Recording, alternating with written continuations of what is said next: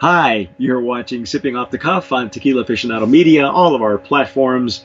I am Long John Silver here in Tampa, Florida. I'm doing this. I got allergies. Give me a break. Um, and I'm doing this in our mobile command center here in St. Petersburg, Florida. That young man is. Rick Levy in San Diego. And Rick, we're going to need to get you one of these Tequila I Aficionado know. t-shirts. Yeah, you can, but you don't have to wait for me. I have some What? cool shirts.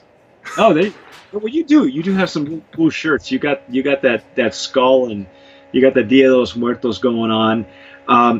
Speaking of which, And so does Padre Azul. so does Padre Azul. Yeah, that's what we've been tasting for the Blanco, the Reposado. You've watched us nominate both the Blanco and Reposado for Brand of Promise as a Brand of Promise nominee. But take a look at this packaging, man.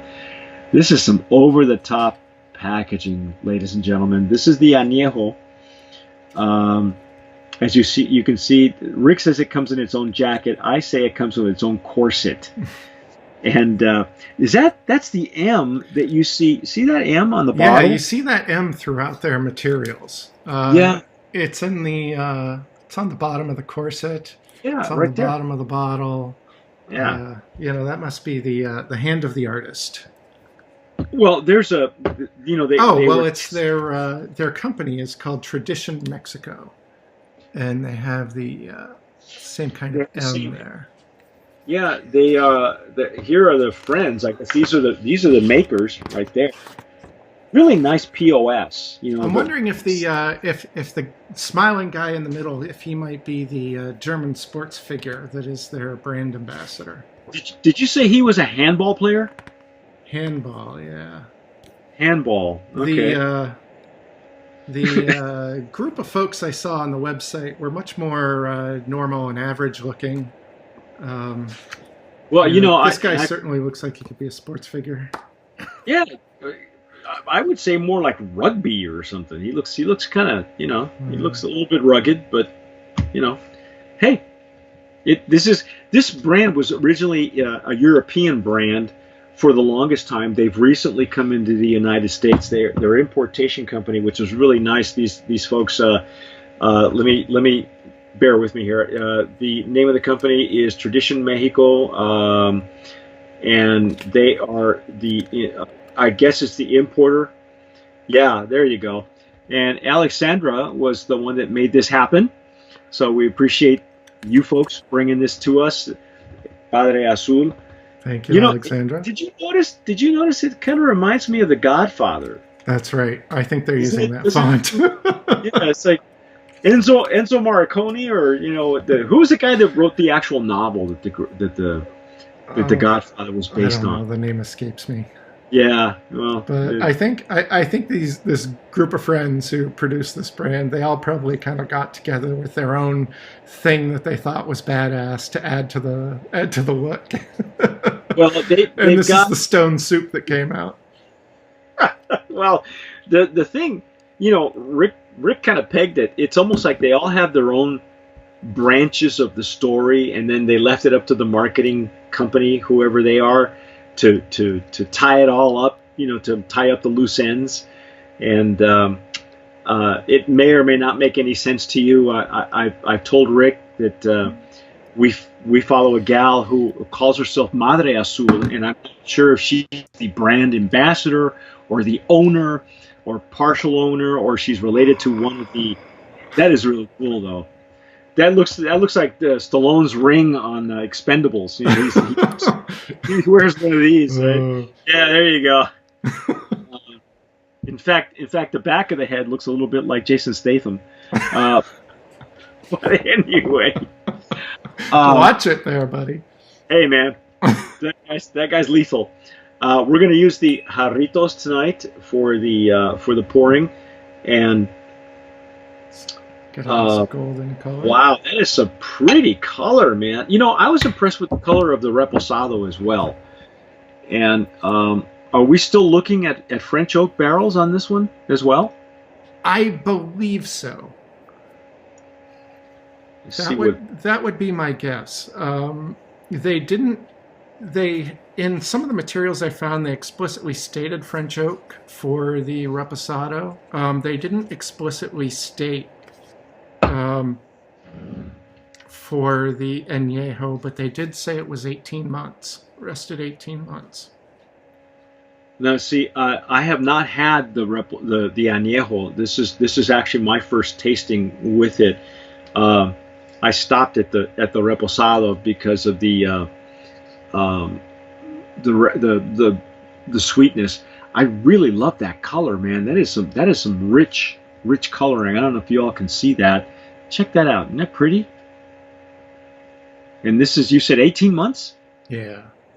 Wow. Let me see. Let me see what the It smells material like French oak to me. does. It is it opening up for you finally? Because I Yeah. was thinking it initially. Oh, here we go. I'm getting some coffee, You'll excuse me. toffee, Cover up toffee here. maybe. Let's see.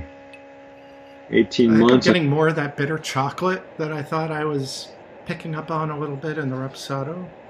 Okay. And then some dried fruit. Maybe they were used for wine previously.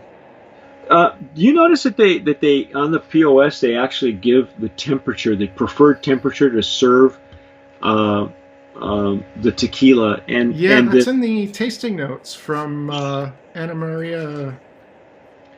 well, there are some guidelines that were set forth by the Mexican Tequila Academy, the original academy, and I'm sure that carried over to the new academy, which I guess is now run by Bacardi, or excuse me, Patron, same thing.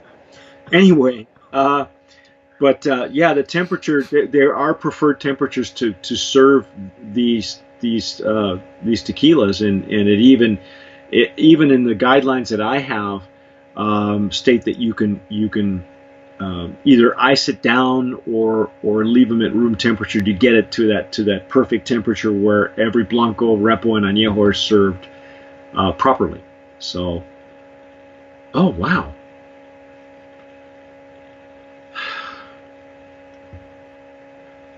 You're right. I am getting some dried fruit, but I'm not sensing any of the sweetness that I would imagine I've had before from French oak.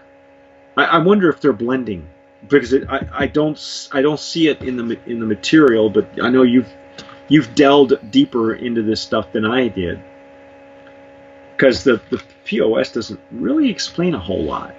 Yeah, it's like I've found some additional stuff on the website and some other places, but it doesn't go very deep. Okay, now I'm getting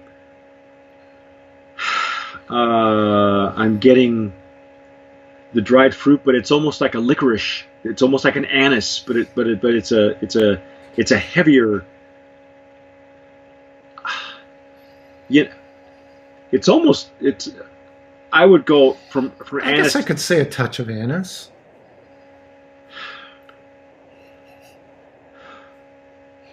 With a little, I'm starting to pick up on some of that barrel sweetness, so I could see where you might be able to get licorice.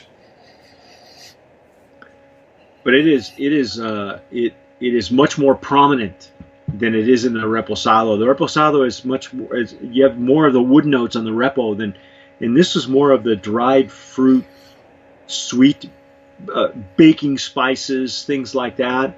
Even cinnamon. I would even say cinnamon. Now we're both using the long neck jarrito. Do you think that makes a difference? Then on the, I mean, you and I were pretty much in agreement with what we were getting in the blanco and the reposado. I mentioned that I thought the blanco was a little bit, just a touch too sweet for me. That it didn't seem natural, but the reposado was right in line with the French oak and this añejo. Do you think the longer neck makes a difference? I'm not sure. I'm enjoying the aroma. It's interesting. So tonight, I followed your progression with the glasses. In previous lines that we've done, I have started with this glass, with the Right. Blanco. And then I work my way as I get to the Anejo. Then I'm working with the wider mouth, shorter, stouter Jarrito. Uh-huh.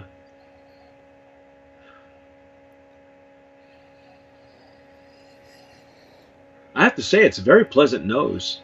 It is. I'm not put off by it. And I think it's in line with French oak.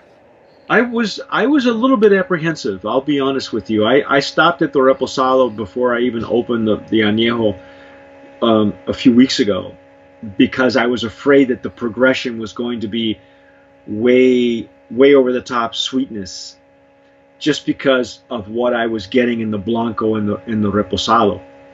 But I'm not put off by this Anejo. It's actually very pleasant. Yeah, I think it's quite lovely. I'm going to go in. Yeah, let's try it. Mm.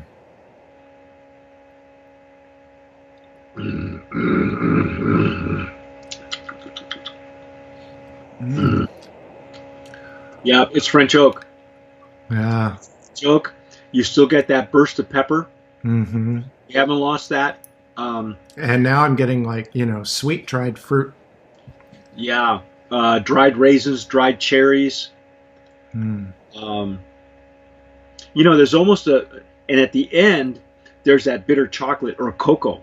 It's like cocoa or bitter chocolate. I know. Originally in the repo, you were saying that maybe even a touch of coffee. I didn't get the coffee, but I'm getting like the bitter chocolate notes at the end. Mm.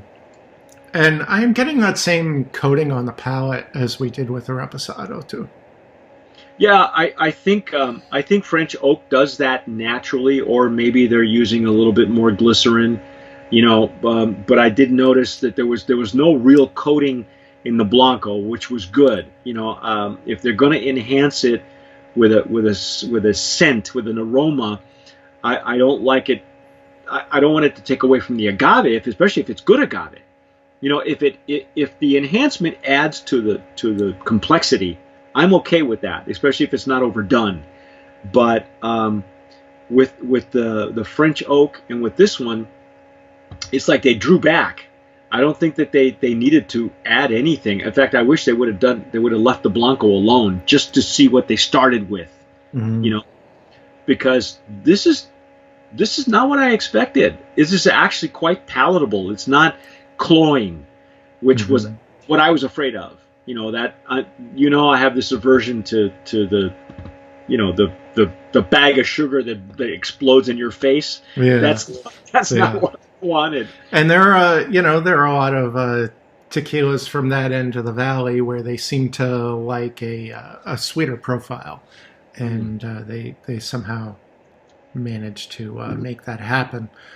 And this certainly seems that they might have practiced some restraint there. I'm glad they reined it in, because you could have very easily gone over the top completely. I mean, they've already been over the top just in the packaging alone. Oh, speaking of over the top, what's the $64,000 question? What's our price point? Yeah, you're just about there. 64,000. So I believe the MSRP on this Anejo is $113. I found it. The lowest price I found was $90 at High Time. But again, even at $90, this is pricey. Let me get this straight. So we're looking at a Don Julio pricing for 1942 when it's on sale. Yeah, at $119. Yeah. And you found it as cheaply as how much? 90 was the bargain price I found. Which, bargain this one, get them now. That puts you at Fortaleza's MSRP for their Anejo. Well, yeah. Again, you can. This is apples and oranges. and I mentioned this to Rick before when we did the Blanco and the Reposado. The segments of the markets that are growing right now in tequila are the premium and super premium markets, right? So whatever that means. No, it's a pricing term. It's a pricing term. So it's $30 and above probably. I'll have to check the Distilled Spirits Council again, but we're looking at the pricey stuff. And this being originally a European brand for the European market, I'm wondering if maybe they're testing the waters to see how far they can get in the American market, because that's the segments that are growing, and maybe people will pay $119, $90 for a French oak añejo. But remember, if you're looking at French oak and and the bottle's pretty kick-ass too. And it's very heavy, it's very substantial. I would imagine that sending a pallet of this stuff is not cheap. I'm sure the guys in the liquor stores are going, man. Hopefully, it's not coming from a Matitan by way of Austria. Yeah, I don't know. Because you said that the taxes were a little bit different there. I think. Well, I believe in Europe, don't they have pretty high taxes on probably and luxury items like liquor? Probably. I think they're just testing the waters. I think they want to see how far the market will bear. Right now, in the midst of this agave crisis, some people are telling us that no, I have no crisis. We've got plenty of agave. We have plenty of stuff in the silos. Well, and again, this is made at NOM 1466. Tres Mujeres. The distiller is Alberto Partida Plasencia. And apparently, the Partida family there at Tres Mujeres, they have supposedly 8 million agaves out there. Well, so when you're talking this much money, though, your chances are you're paying for the packaging, and all the extras that are, the bells and whistles, and yeah, it's a collector's piece. I just, for stuff that I know is aged in French oak, I could probably get something, more within the price range that we're used to paying for a great añejo, or even an extra añejo that's aged in French oak, but to each his own. They've put together some really nice profiles, I think. What do you think? You think of this as a brand of promise in the añejo category? Yeah. Okay. Yeah, I you know what? Like I said, I was apprehensive because I thought there was a progression happening that I wasn't really ready to deal with, because I thought I could see it coming, and I'm very surprised that they reined it in. That it's not cloying. I thought it was going to be there. I thought it was going to go there over the top. But no, they just let the packaging go over the top, and the story. But this añejo's really good. It stands up, man. And I would even say, even though there's some sweet notes on it, I would say it's a great dessert tequila. I think it would pair probably with a nice mild cigar, nothing robust. But I was just about to ask you that, since you said you were noting the bitter chocolate on the back end. Yeah, I would go probably with a full body, but not with a real bold cigar, because there are some sweet notes here that, if indeed they are coming from the barrel, which I'm led to believe it is, because it is coating the palate a little bit, as French oak tends to do, then maybe you want a cigar that'll pair well, but that won't clash. And the nice thing is they reined it in. It's not cloying at all. Some people, it might not be everybody's cup of tea, but then again, remember, it's French oak, so could be different. The only thing I probably wouldn't nominate it in is in the value category. Yeah, because this is going to cost you. That's going to cost you an arm and a leg, ladies and gentlemen. Yeah. That's our take on. You could get like a whole case of. You could probably maybe 2 cases of La Tarea for the. Yeah, I know. And still have left over for margaritas later on. You know, That's going to be our value category buster this year. I think so too. Unless but there are other ones that we haven't touched yet. So we'll see. That one, the jury's still out on that, of course, till next year. But anyway, that's our take on Padre Azul. If you've had it before and you're watching us on YouTube, put it down. Write down your comments down there. Oh, by the way, and if you haven't subscribed yet, hit the red button. And if you want your own t-shirt, we do have a shop. We have merch now. So on our Facebook page and also Tequila Aficionado's website, there's a button there. Don't forget to click it. You will be very happy because you know that whatever you do, tomar sabiamente. Sip wisely. I'm Mike Morales. I'm CEO of Tequila Aficionado Media, and I just wanted to thank you for watching Sipping Off the Cuff. We love doing these reviews for you. Now, if you're an Agave Spirits brand owner and you're watching this, there are 3 things that I'd like to talk to you about. Number 1, if you'd like us to review your Agave Spirit on Sipping Off the Cuff, just send me an email, mike@tequilaaficionado.com. It won't cost you a dime, and I promise you'll get an honest review. Number 2, if your brand has been nominated, past or present, as a brand of promise, we can help you promote your brand effectively and affordably over on the tequila PR side of things. Just email me, mike@tequilapr.com.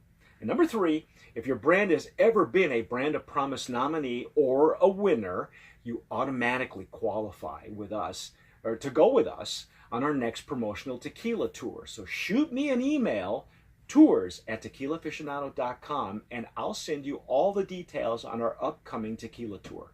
That's it. Thanks again for watching. Sip wisely.